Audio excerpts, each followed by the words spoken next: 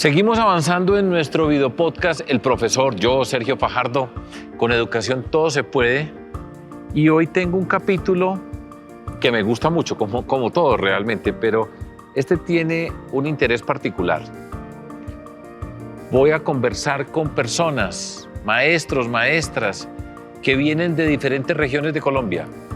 Antioquia, Caldas, Chocó, Cauca, Nariño, Meta, Boyacá, Tolima, que no se me haya olvidado ninguna de las regiones. Y esas personas, maestros y maestras, van a contarnos varias cosas. Empezando por la primera, ¿por qué escogiste ser profesor o profesora? Y esa es una pregunta que me conmueve a mí también por una razón muy sencilla, porque yo escogí ser profesor. Es lo que yo soy, eso fue la primera decisión así trascendental que tomé, fue cuando dije, yo voy a ser un matemático, voy a ser un científico, pero voy a ser un profesor y hasta el día de hoy soy profesor y moriré profesor. Escuchemos a estos primeros invitados respondiendo a esa pregunta, pero no se les olvide que ustedes nos pueden ver y escuchar en las plataformas de streaming, nos pueden seguir en las redes sociales y nunca dejen de activar las notificaciones. Comentarios que tengan, mándenlos. Los podemos atender para incorporarlos en nuevos capítulos de nuestro video podcast. Como les decía en la introducción, hay una pregunta que a mí siempre me llama la atención y es ¿por qué una persona decide ser maestro o maestra, profesor o profesora? Yo escogí ser profesor. Soy profesor todos los días de la vida y así me moriré. Ese fue mi orgullo, es mi orgullo y fue la selección que yo hice. Un gran privilegio escoger lo que yo quería. No todo el mundo tiene esa suerte. Además, la vida tiene caminos y no es todo diseñado de acuerdo a una mirada inicial. Hay personas que llegan a ser maestros o maestras por caminos insospechados, que nunca lo habían pensado como primer propósito. Un ejemplo es Adilson Barahona. Es un maestro en el departamento de Nariño. Tiene una bonita historia. Escuchemos su caso. Bueno, prácticamente no escogí ser maestro. La vida me escogió ser maestro y me he encontrado en sintonía y me he sentido muy bien desarrollando muchos procesos con los jóvenes. No tuve esa posibilidad de escoger ser maestro.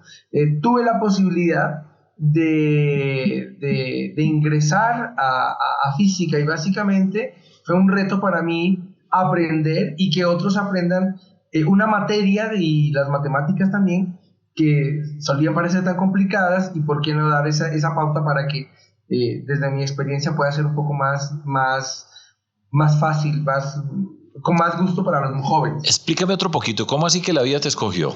Explíqueme otro poquitico que no me queda tan claro. A ver. Pues prácticamente cuando uno sale, pues yo salí a los 16 años y quise estudiar una ingeniería y entonces uno riega las aplicaciones, solicitudes. Eso. Y precisamente entonces salió física y entonces entré a física. Entonces, digamos que las demás no aprobaron, entonces aprobamos en esa y pude ingresar. Realmente eso fue lo que me pasó. En la estructura del sistema educativo, de lo que pasa en las escuelas, en los colegios, hay personas que juegan diferentes roles.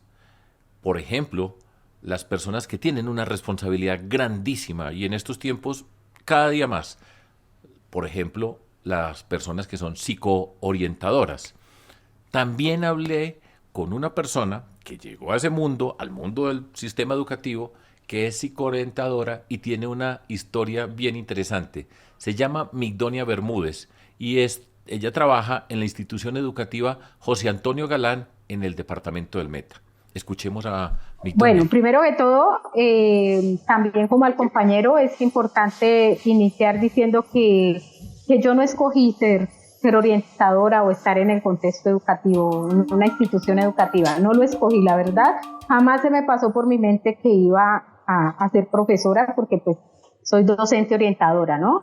Sin embargo, después de estar acá y de ver todo el proceso, todo lo que uno puede hacer como transformador de esa realidad de muchas familias, de muchas personas, y cómo puede incidir de manera positiva en la vida de muchas personas, pues yo digo que si me pusieran a escoger nuevamente, escogería esta profesión, esta labor que estoy desempeñando, aunque con muchas dificultades, siempre, bueno, dificultades ajenas a muchas cuestiones de nuestro quehacer, pero voy ahí siempre con esa sensibilidad, con esa posibilidad de transformar vidas, de ayudar a generar reflexiones, en ver desde una mirada más reflexiva a los niños, a las niñas, a los adolescentes y a las familias para poder llegar y incidir de alguna forma que se transformen ciertas dinámicas que de alguna manera han venido haciendo daño, ¿no? Bueno. O que están afectando. Y pues en cuanto a las expectativas, sigo preparándome precisamente para poder responder mucho más a esas dinámicas que son cambiantes y que debemos estar como a la vanguardia de eso para poder comprender las realidades de todas esas miradas tan diversas que hay en una microsociedad, como llamo yo, a la escuela o a un entorno educativo. Muy bien. Y bueno, el reconocimiento pues es esa satisfacción más que nada de estar haciendo lo que me agrada y de ver la sonrisa de las personas o el agradecimiento o bueno, poder incidir de alguna manera a que alguien salga de alguna situación que tenga que no ha podido expresarla con nadie y que me la expresa a mí, que genero esa confianza. Para mí eso no tiene precio. Voy para otra parte de Colombia, al departamento de Boyacá, con un señor que se llama Ángel Torres. Es un profesor, es muy buen profesor. Ya se ganó, por ejemplo, un premio que en Colombia distingue a esas personas que son excelentes en el mundo de la docencia. Él se ganó el premio Compartir en el 2014 por su labor como maestro. Su historia es distinta, es una historia muy bonita. A mí me da mucho gusto que ustedes puedan escuchar a Ángel Torres y ver otra dimensión del mundo de la educación, de las personas que llegamos allá por un camino y cómo él se siente orgulloso de ser un profesor. Yo comparto con él ese orgullo. Sí, fue la oferta que llegó. Era más la visión de mi mamá, de llevarnos y ofrecernos, digamos, ese sueño que ella tuvo. Pero ingresé a la escuela normal, o sea, y pues en las normales uno se formaba de profe desde pequeñito. Y yo recuerdo mucho cuando estaba en octavo, a mí me gustó muchísimo que me dijeran profe, me parecía espectacular. Yo me acuerdo que era pequeñito. Yo soy bajito y pues en octavo era mucho más bajito. Y llegaba con mi vestido de paño, que nos tocaba ir a hacer observación pedagógica, y había muchachos a veces más grandes que decían, no, profe, a mí me gustaba mucho. Y no, sí, yo sí quiero ser profe. Y pues fui cultivando el sueño a partir del bachillerato, y luego ya cuando decidí en la universidad, pues yo definitivamente sí quise, tomé la opción y me formé para ello. Me gusta el tema de ser profe. Ahora voy para otro departamento, en el suroccidente de Colombia, más precisamente en el departamento del Cauca. El departamento del Cauca es una región lindísima. Yo he tenido la oportunidad de estar allá, que tiene un montón de conflictos. En Colombia sabemos hoy que Cauca es sinónimo de conflicto y en ese contexto presenta una demografía especial el departamento. Cerca del 30% de la población es indígena, cerca del 30% es afro y el resto es una población mestiza. Hay una presencia indígena muy fuerte, hay una conciencia muy clara en esas comunidades acerca de sus saberes ancestrales. La forma como se han relacionado con la tierra. Esas comunidades son, para mí, las más avanzadas, probablemente junto con las de la Sierra Nevada también, en ese mundo indígena. ¿Cómo enseñan? ¿Quién es una maestra o un maestro en esa comunidad? Pues les tengo una invitada muy especial, Luz Dari Aranda Morales. Ella está en el municipio de Silvia, Cauca. Escuchemos su historia, que aprendemos bastante. Bueno, yo pertenezco a la comunidad Mistag, pues ubicada acá en el Cauca, el suroccidente del Cauca. Pues nuestra cultura, según los mayores, pues íbamos hasta Hablamos del cacique Payán, del cacique Pubén, que habitaron el Valle de Pubén, y que pues por todo este proceso histórico quedamos arrinconados acá entre estos peñascos en el resguardo de Guambía. Y pues a partir, como le decía hace rato, pues a partir de las luchas y que han hecho nuestros mayores, pues hemos logrado pues reivindicarnos como pueblo y hemos estado pues poco a poco creciendo. Hoy estamos en 7 departamentos y pues nos hemos fortalecido a través de la educación. Así como la educación sirvió en un momento para colonizar, pues hoy la educación, la escuela, ha sido una herramienta muy importante para el fortalecimiento de nuestra identidad. Y pues ahí, dentro de este proceso, empecé a caminar, pues nuestras autoridades hacen esa escogencia de quiénes van a ser los maestros de la comunidad, y pues a veces lo hacen, en un primer momento ha sido como decir, bueno, usted me sirve. En otros momentos han sido pues a través de una, pues como un test o una prueba que se le presenta a los que hemos en bachillerato o hemos estudiado. Y en esas pues me presenté y creo que fue una de las mujeres que pasé en esta prueba, y a partir de ahí inicié como maestra comunitaria. Comunitaria quiere decir pues que uno apoya al cabildo, no necesariamente con un sueldo, sino que el cabildo pues cuando ya él mira la posibilidad de apoyar, él te apoya de pronto al finalizar el año o a los 8 meses, te puede aportar, te puede dar algún recurso, pero no un sueldo.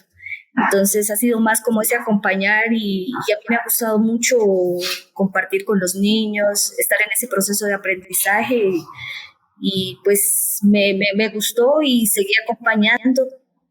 Y luego pues a través de la organización como maestros luchamos para que a nosotros nos nombraran, hubiera ese reconocimiento. Empezamos a pagar un abogado, a meter demandas al ministerio, y de esa manera creo que nos hemos ganado el reconocimiento en el 2004, diríamos, fue pues que me posesioné ya como de planta, pero a través de la 804. Otra historia. Me voy para otro departamento de Colombia, el departamento de Caldas. Una mujer, Aleida Quintero, una historia distinta. Ella nos cuenta cómo desde niña, desde muy pequeñita, ella quería ser una maestra. Ese era su sueño y ese sueño lo ha hecho realidad. Ha recorrido todo el espectro del sistema educativo. Ella es directora de una normal superior de enseñanza de la educación y es pues otro camino, otra ruta, pero con esa alegría de tener su sueño realizado como una maestra. A ver, lo más importante, yo desde que estaba muy niña, me gustaba ser maestra. Yo veía que los maestros hablaban, los que vivían cerca o los que estaban en las escuelas cercanas. Y yo en ese momento quise ser maestra. Una niña de 6, 7 añitos, y reunía a los vecinitos a enseñarles a colorear, lo que yo sabía, lo poquito que sabía, porque en esa época no existía kinder ni nada de eso. Y los reunía a que jugáramos muñecas, pero siempre era yo la que enseñaba. Y con esa idea me fijé para entrar a estudiar. Mis padres, familia muy humilde, muy humilde, empezaron a mirar eso y me entraron a la escuela anexa a la normal, a hacer primaria. No, yo ahí me sentía en mi salsa. Allá nos enseñé todo lo que nos enseñaban, yo se lo enseñaba y se lo reforzaba a mis amiguitos. Logré terminar 5º de primaria con el apoyo de mi papá y mi mamá, muy exigentes además, porque ellos no admitían que una niña metiera mentiras, que una niña fuera grosera, que una niña hiciera cosas salidas de lo normal. Y mis profesores tampoco. Entre los profesores había una profesora que nos exigía llegar muy puntual. Yo generalmente llegaba retrasada. Y un día la profesora me paró frente a todos los niños y me dijo, usted se va a tener que ir de aquí porque llega tarde. Y yo le dije, no, yo voy a seguir llegando temprano. Y estaba yo en segundo de primaria. Y ahí aprendí que nunca debía llegar tarde a nada. Entonces fui cultivando más esa idea de ser maestra. Cuando terminé quinto de primaria, presenté el examen para la normal, porque era con examen que entrábamos. Y ocupé el primer puesto. Yo feliz ingresé a la normal. Siempre estuve orgullosa de ser estudiante de la normal porque iba a ser maestra. Efectivamente, cuando ya empezamos nuestras prácticas, que en esa época se empezaban en octavo, es decir, tercero de bachillerato, a los que mejor hacíamos el trabajo con los niños nos nombraban directores. Y yo dije, yo quiero llegar a ser directora. Y efectivamente, en varias prácticas me nombraron directora de la escuela. Ahora voy para otro departamento en Colombia, Chocó.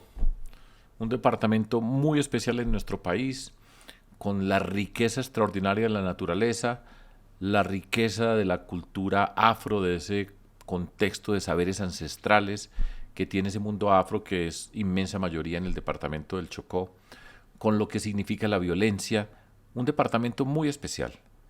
Allá encontré a un profesor, a Hamilton Rentería. Está en Quibdó, que es la capital del Chocó, y hablé con él acerca de su historia, cuál fue su recorrido, allá en ese Chocó, en las circunstancias que se viven, lo que significa la dignidad de ser maestro, maestra, para sus familias, en ese contexto social. Estoy seguro que este tipo de testimonio muy pocas personas lo conocen, lo han escuchado. Escuchemos con mucha atención a Hamilton Rentería. Buenos días para todas y para todos, y muchas gracias, doctor Sergio, por darnos esta oportunidad. Yo soy un hombre orgullosamente chocoano, nacido en Quibdó, la capital del Chocó. Mis orígenes son de una familia muy humilde también. Mi madre, desde muy pequeños, le tocó enfrentarse como madre cabeza de hogar sola a nuestra crianza. Nosotros somos 4 hermanos. Mi padre se fue, acá decíamos, a caminar y no regresó. Entonces mamá trabajaba en la fábrica de licores del Chocó y como yo era el mayor de los 4 hermanos, me decía que yo tenía que dar mucho ejemplo para que mis hermanos pudieran aprender de mí. Y la única forma de salvarnos, es decir, de poder salir adelante, era estudiando en la normal. Entonces, al igual que la profe que me antecedió en el uso de la palabra, Leita, mi mamá me matriculó en la escuela anexa a la normal. Allá hice mis primeros años de primaria y allá le cogí cariño a enseñar porque me parecía que ser maestro, además de salir de una normal a trabajar, representaba un gran orgullo para nosotros los afros poder transmitir un conocimiento a los demás. Y es así como se me fue estimulando en la anexa por mis profesores, muy bien vestidos, muy correctos, muy disciplinados, a tal punto que cuando llegué a la normal me sentí que estaba, digamos, en medio de un sueño, y era la posibilidad de convertirme en un verdadero maestro. Entonces, en la normal pude aprender todo lo de pedagogía didáctica, todo lo de las prácticas, a tal punto que me convertí en el mejor alumno maestro de la normal. Es decir, había un premio que nos llamaban el mejor alumno maestro, era el que mejor le había ido en las prácticas, y yo fui galardonado con ese premio, y eso me permitió ganar una beca para ingresar a la universidad. Entonces, yo salía bien vestido de mi casa con el uniforme de práctica y mi preparador orgulloso de que todo el mundo supiera que yo estaba en la normal y que yo iba a dictar clases y que yo me estaba construyendo como un maestro. Una mujer afro, pero en un lugar distinto, en Antioquia. Yo la conozco, he estado con ella, ganó premio como una de las mejores maestras del departamento de Antioquia cuando yo era gobernador. Se llama Marta Ofelia Borja, trabaja en el oriente antioqueño, es profesora y es una mujer que ha llevado esa cultura afro a lo que significa la enseñanza, la etnoeducación. Maravillosa mujer en un territorio, el territorio antioqueño, muy distinto a otros lugares y ella destacada. Bueno, ¿por qué llegué a ser una maestra? En mi carrera de estudiante tuve dos personas que significaron mucho en mi vida. Primero, la señora Rosa Ovidia, mi profesora de quinto. Fue una persona que dejó huellas en mi vida. Lo mismo el profesor Isaías. El profe Isaías fue mi maestro en bachillerato. Y desde bachillerato me iba inculcando ese amor por el estudio. Me enseñó a hablar en público, me enseñó a redactar. De la señora Rosa Ovidia aprendí la ortografía, la matemática y que nunca se dejan los trabajos a media, que lo que se inicia se termina y que se hace bien hecho las cosas. Y eso mismo lo recibí del profesor Rafael Bechara, que marcó y dejó huellas en mi vida cuando estuve en la universidad, porque soy licenciada en básica primaria de la Universidad Tecnológica del Chocó. Continuemos escuchando las voces de maestras y maestros que vienen de diferentes regiones de Colombia. Ya escuchamos lo que tenían que decirnos acerca de las razones por las cuales escogieron esta profesión, esta forma de vida. Ahora escuchemos acerca de esa forma de vida, de ser maestro, de ser maestra, cómo viven, qué pasa, cómo son sus experiencias. Y la pregunta, ¿volverían a ser maestros o maestras? Aquí vienen. Yolanda del Carmen Álvarez es una maestra en el Tolima, en Ibagué, más precisamente. Tiene una historia aleccionadora. Lleva pues toda su vida en el mundo de la educación. Ha pasado por diferentes etapas, nos comparte cómo vive como maestra, por ejemplo, lo que ha significado para ella educar a sus hijos, cómo los sacó adelante, los obstáculos, las dificultades que ha tenido que trabajar. También hace parte de la Universidad del Tolima. Ella es maestra en la institución educativa Alberto Castilla, una mujer que tiene una cantidad de experiencias, recorrido, que ama profundamente su vocación, su papel de maestra, que lo ha pensado, que lo ha mirado, que lo ha trabajado en múltiples dimensiones. Es una voz que tenemos que escuchar. Yolanda del Carmen Álvarez. Bueno, profe, en principio trabajé 18 años con instituciones privadas porque era pues muy difícil vincularme con el gobierno. Yo entré al gobierno hace 18 años, entré a trabajar con el gobierno por un concurso de méritos que un expresidente inició. Entonces quedé en los primeros lugares y pude entrar a trabajar con el gobierno. Pero ya había trabajado 18 años con instituciones educativas privadas, había trabajado con una ONG que se llama SOS Aldea de Niños, ahí fui directora de la escuela, coordinadora de los programas, y bueno, después entré con el gobierno, como le cuento, hace 18 años estoy en mi institución Alberto Castilla, y he compartido ese trabajo con la educación universitaria. Yo soy profesora de la Universidad del Tolima, catedrática hace 28 años. He trabajado duro, bueno, y he estudiado duro en parte porque la verdad disfruto de estudiar, pero como le decía, tuve 3 hijos varones, me separé y pues aunque el papá ha sido muy buena persona, a mí me tocó durante mucho tiempo la parte económica, entonces me tocaba, no porque qué rico trabajar en tantas partes, no, era porque yo necesitaba sacar a mis hijos adelante como profesionales. ¿Y ya salieron adelante?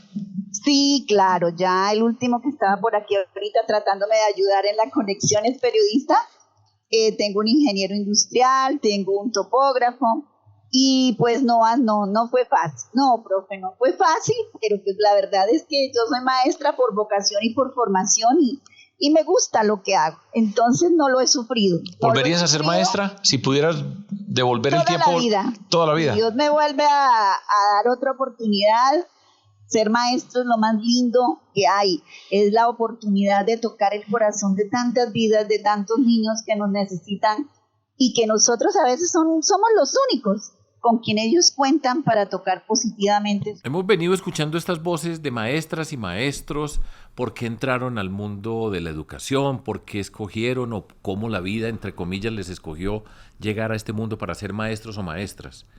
Ahora miremos una pregunta que va de la mano de esa. ¿Volvería a repetir esta película? Empecemos con Adilson Barahona, quien desde Nariño nos cuenta cómo, pues sí volvería. Me encanta ser maestro, me encanta tocar vidas, me gusta mucho la forma de la organización, de la gestión del conocimiento, de la forma en que tú te puedes comunicar con las personas y los seres humanos. Verlos en ese camino de la vida, del pedacito de estos estudiantes, es algo muy bonito, es algo indescriptible. Indudablemente volvería a ser maestro. Volvamos a Ángel Torres, el premio Compartir al Maestro del año 2014. Orgulloso de ser maestro, por supuesto sí volvería a ser maestro, pero escuchemos más esas reflexiones que él comparte con nosotros acerca de ese mundo de la educación, ese orgullo, la dignidad de lo que significa ser maestro para él. Son palabras que las tenemos que tener muy en cuenta y escucharlas con atención. Yo creo que hay varias cosas. Incluso sabe que lo que hablamos ahorita, que se nos dice, y también dice con orgullo que es profesor, eso es, escuchándolo, cuando usted lo cuenta, es hasta un elogio para la denominación de ser profe, o sea, pero eso no es tan común, o aunque lo sea, hay algunos compañeros que no se sienten identificados con aquello que hacen, y cuando uno les dice, profe, dicen, no, yo no soy profesor, dicen otra profesión, yo estudié tal cosa, yo de eso, y no me diga profe. Pues, ¿cómo no le vamos a decir profe si esto es, para mí eso es un halago, ¿sí? Pero lo hay, ¿sí? Entonces, ahí yo creo que sí hay algo que sí hay que cambiar, y es cambiar esa visión social que hay sobre quién es el profesor, ¿sí? Y creo que eso es algo que sí es importante cambiar. No que lo cambien los demás, yo mismo tengo que generar en el ser profesor un punto de llegada deseable, ¿sí? Porque yo creo que uno de los reconocimientos más bonitos que yo he tenido en mi oficio es algunos de los estudiantes con los que yo empecé a trabajar cuando llegué aquí a Ciénega, que con ellos trabajé harto tiempo en grupos de investigación y en espacios y compartiendo muchas cosas bonitas. Cuando llegaron el momento de decidir qué querían ser, de los mejores que había en el grupo, de los que más estuvimos trabajando, eligieron ser profesores. Sí, yo no puedo decir que eso haya sido pues una cosa personal, porque pues obviamente el camino de ellos hubo muchos que los inspiraron, pero sí sé que yo le aporté a eso.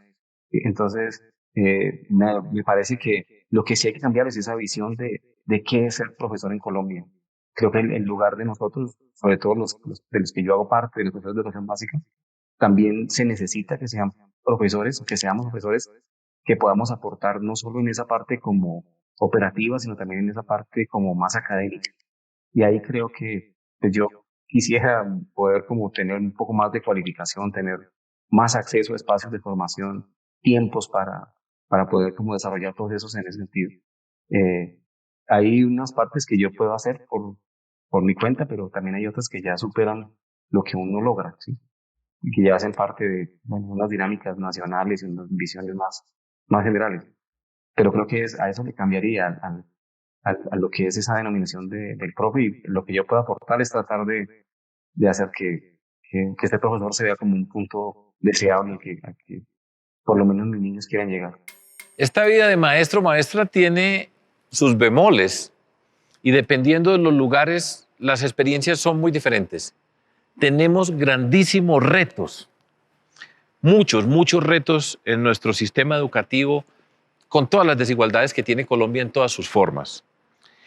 Escuchemos a este grupo de maestras y maestros que tienen para decirnos acerca de esos retos desde su propia perspectiva. Yo quiero recordar un lugar que conocí hace ya varios años. Yo he tenido la fortuna de ir por muchos lugares en Colombia y ir a muchas escuelas, pero hay una escuela que a mí me quedó en la mente para siempre, porque tenía unas condiciones que no hay derecho en la vida que nuestros niños y niñas, maestros y maestras estén en esa escuela, la Escuela Ondas del Caribe en Santa Marta. Yo espero que en este video podcast más adelante tengamos la oportunidad de ir a otras regiones físicamente, visitar escuelas y que visitemos esa escuela. Yo espero que para el día que la visitemos las condiciones hayan cambiado, pero lo que vi allá me conmovió y ese es uno de los grandes retos, entender que estos maestros y maestras tienen que trabajar en unos lugares que muchas, pero muchas veces no hay derecho a que estén en esas condiciones. Escuchemos. Ya hemos dicho, ya lo he mencionado, en muchos lugares hay unas condiciones muy precarias, muy malas. Entonces miremos a ver cómo, por ejemplo, Hamilton Rentería desde el Chocó nos da unas recomendaciones con respecto a esas condiciones que se tienen. Vamos escuchando, sigamos escuchando. Sí, Sergio, yo pienso que lo primero hay que generar ese interés en el docente o en el maestro mejor para que se pueda constantemente formar. Antes existían los centros experimentales pilotos, ¿no? Y esos eran unos centros que cada vacaciones, yo sé que Aleida y Marta recuerdan, los maestros acudíamos a formarnos a través de cursos para ascender. Hay un tema, y es que los dos decretos, el 2277 y el 1268, digamos que tienen reconocimientos distintos y eso hacia el docente, y eso genera motivaciones distintas. En el 2277, los docentes no están obligados a presentar evaluación.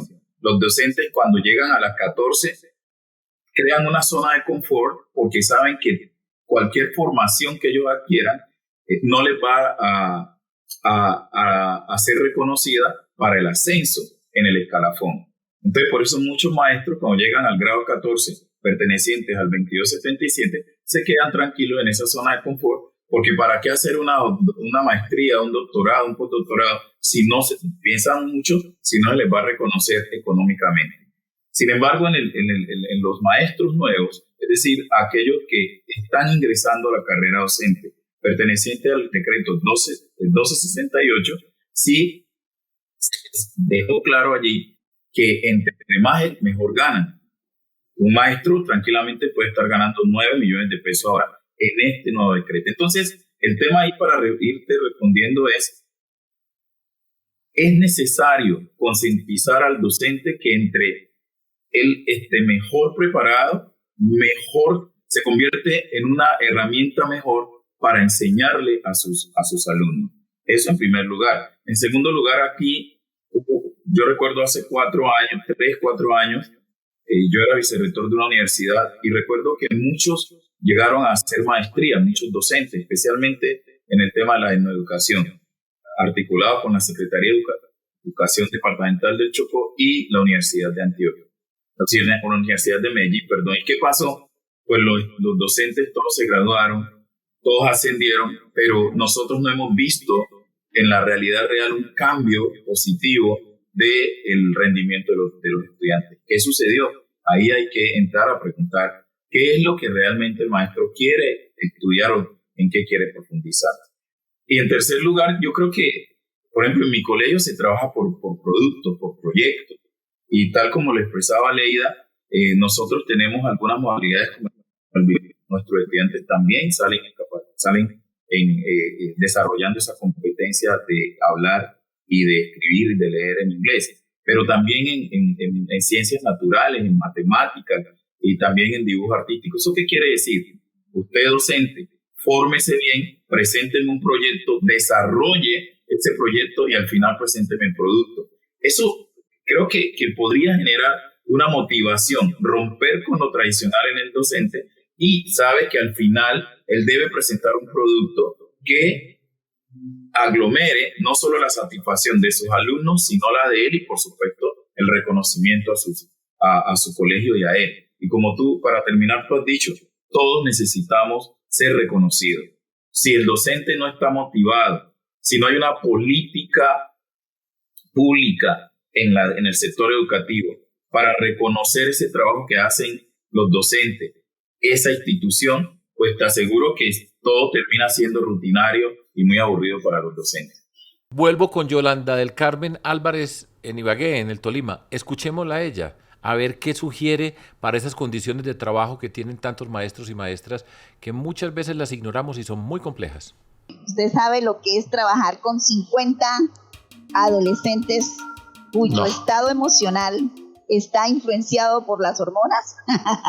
Ya le cuento, ¿sí? Okay. Todo lo que es trabajar con adolescentes, 50 contra 1. Y entonces uno se inventa cosas y ve cine y hace videos. Sin embargo, es una locura, profe. Es una locura. Fíjese que los colegios privados trabajan con 20 estudiantes. Bueno, esa es una parte. La otra parte esencial, y pensando en lo que nos dice la filósofa Marta Nussbaum, es absolutamente esencial. Las artes, profe, están olvidadas, ¿sí? ¿Qué pasa con las artes? Necesitamos en los colegios que en esas jornadas únicas no sea para ir a hacer lo mismo con el mismo profe. No, profe, si se hacen esas jornadas únicas es para que tengamos un modelo como los de pies descalzos, donde por la tarde van a danzar, van a teatro. Usted viera todo el problema que yo tengo para hacer mis clasecitas de teatro, de mimos con los estudiantes, el tiempo, necesitamos todo eso. Y las TICs, necesitamos ese acercamiento. Y necesitamos colegios dignos, porque nuestros estudiantes, ¿sí?, los que nos tachan de pobres, ¿sí?, y nosotros los maestros oficiales necesitamos colegios dignos, profe, donde no nos mojemos más adentro en el salón que afuera, en el patio, porque los salones están acabados, profe. Necesitamos que los niños tengan sillas en donde sentarse, profe. La verdad es que cuando uno tiene acceso y va a otras partes, a otros países y conoce a otros, le da a uno tristeza el lugar donde convivimos, y usted sabe que los maestros estamos permanentemente consiguiendo plata para la pintura, hacer esto para mejorar las condiciones. Un factor fundamental en la educación de niños, niñas y jóvenes está en la casa, en el contexto que tengan su familia. Hay multitudes de familias, diferentes circunstancias, pero allá hay un papel muy importante para que nuestros hijos e hijas se eduquen. Escuchemos a Marta Borja dando unas recomendaciones acerca de lo que ella piensa que debe pasar en la casa. Bueno, ¿qué le recomendaría a la familia? Rescatar de nuevo esos valores que se han perdido. Volverse a sentar en una mesa, así sea humilde. Tomar ese desayuno, tomar ese almuerzo, esa cena, hablar con el hijo, hablar con el hermano, hablar con los abuelos, volver a recuperar todos esos espacios familiares que se perdieron, ese poder de la palabra que tenían nuestros ancestros, todo eso se ha perdido. Utilizar menos el internet y dejar de tener cada hijo un televisor en el cuarto. ¿Por qué, profe? Porque mire que anteriormente éramos muy pobres, un solo televisor en la casa, pero la familia era más unida. El amor familiar en estos momentos se ha perdido. De verdad que tenemos que volver a rescatar esos espacios, rescatar esos valores. Eso que no había, el ancestro anteriormente no tenía que firmar un papel para que se le creyera. El papel solo era el don de la palabra. Préstame 50 pesos que se los pago el sábado. Y el sábado, sin haber firmado nada, se pagaban esos 50 pesos. Todo eso hay que volverlo a rescatar en la familia. Pues en este momento hay muchas personas que están estudiando para ser maestros, maestras, que están en la universidad, que están algunas considerando la posibilidad de entrar al mundo de la educación en alguna forma. Migdonia Bermúdez nos dice acerca de esas cosas que ella cree y quiere compartir con ustedes para que aprecien la profesión, para que descubran el valor inmenso que tenemos nosotros cuando nos dedicamos a ser profesores, profesoras, maestros, maestras. Escuchemos a Migdonia. Le diría que es la mejor profesión porque es la posibilidad de transformar vidas y que pues somos los inspiradores para los seres humanos que están en contacto nuestro. Vamos terminando. Podríamos pasar muchos programas y tendremos más episodios acá en El Profesor, hablando con maestros y maestras de muchas partes. Pero no quiero dejar que ustedes se queden sin escuchar a Luzdari Aranda Morales, nuestra maestra indígena de Silvia Cauca, y lo que ella le está diciendo a esos maestros, maestras nuevas que van a empezar a llegar, que van a empezar a trabajar, cómo relacionarse con la comunidad, como una condición muy importante, la humildad para saber que hacen parte de una estructura donde todos aprendemos, donde todos aportamos y que reconozcamos los conocimientos que traen las comunidades. Luzdari nos da una buena lección para terminar. Sí, a los nuevos maestros, pues que cuando lleguemos a los territorios, pues no sintamos que por haber pasado en una universidad tenemos como ese poder del conocimiento, sino que al contrario, uno llega y uno se siente ignorante de muchas cosas de la realidad y que las mismas personas que están ahí alrededor, pues tienen mucho conocimiento y nos pueden ayudar en ese proceso. En este episodio tuvimos la oportunidad de escuchar las voces de maestras y maestras de varias regiones de Colombia, voces que habitualmente no se escuchan. Nos faltan muchísimas. Somos cerca de 480.000 docentes en Colombia, regados por todo nuestro país, pública, privada. Eso lo veremos en otro capítulo. Son muchas las que nos faltan y veremos y escucharemos en más de una oportunidad en este programa, en este video podcast que tenemos. Escuchemos el mensaje que hay detrás de todo esto. Nos queda mucho, pero mucho trabajo enfrente a nosotros en Colombia. Pero bueno, el mensaje nuestro en este video podcast, el profesor, yo, Sergio Fajardo, con educación todo se puede, que lo creo profundamente y siempre educación tiene que significar, como he dicho en más de una oportunidad, de esperanza, oportunidades. Seguiremos atentos a todo lo que pase con la familia de maestras y maestros en Colombia, en América Latina y en el mundo. Recuerden, nos pueden ver y escuchar en todas las plataformas de streaming. Pueden seguirnos en las redes sociales y si tienen comentarios, mándenlos. Los tendremos en cuenta para nuevos episodios de nuestro video podcast. El profesor, yo, Sergio Fajardo, con educación todo se puede. Muchas gracias.